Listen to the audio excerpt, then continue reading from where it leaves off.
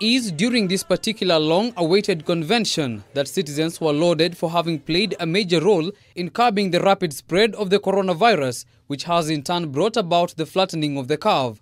We have got this far because we, the citizens, were the first line of defense against the pandemic. We need to congratulate ourselves as Kenyans. I want to congratulate Kenyan people for their patience, their resilience, and caring toward each other. The pandemic, on a rather positive note, has brought about notable milestones in the health sector, from capacity improvement to construction and betterment of health facilities, a factor that did not escape the head of state. It is so easy not to appreciate how much work has gone amongst the doctors, particularly the health workers and the doctors and the labs. It is easy not to appreciate that, but I want to state here that we are very, very appreciative of them, and the challenges that we have and what we have learned is going to be useful for us and very useful for that matter going forward. Indeed, the referral facilities, coupled with the expanding county infrastructure, will enhance our national possibilities and anchor our plans to position our nation as a top medical hub.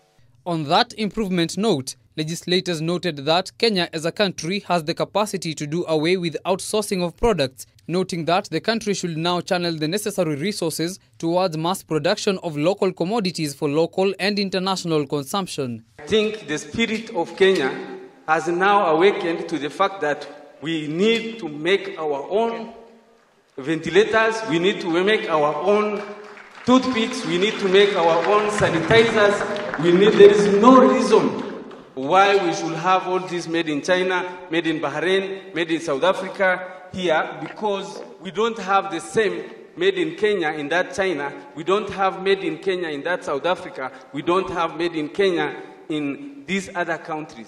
Even with the calls to reopen the economy, which have partially been answered in an effort to keep the pandemic's trend from a drastic rise, the president directed that, and in line with the recommendations of the National Emergency Committee, a 60 days nationwide curfew extension beginning 11 p.m. to 4 a.m. with effect from the 29th of September. Restaurants, bars and eateries will be reopened starting the 29th of September and will be required to close business at 10 p.m.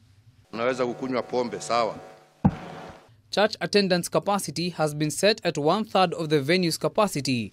On the other hand, maximum number of individuals attending funerals have been extended to 200 from the former 100. I will not hesitate to escalate containment measures in the event that any of these indicators that we know start to rise again. It has come out clearly that a downward trajectory of the COVID-19 curve is not reason enough to celebrate, but on the other hand calls for installation of protocols to ensure the numerous achievements met so far do not go to waste. Ben Kirera, K24, Nairobi.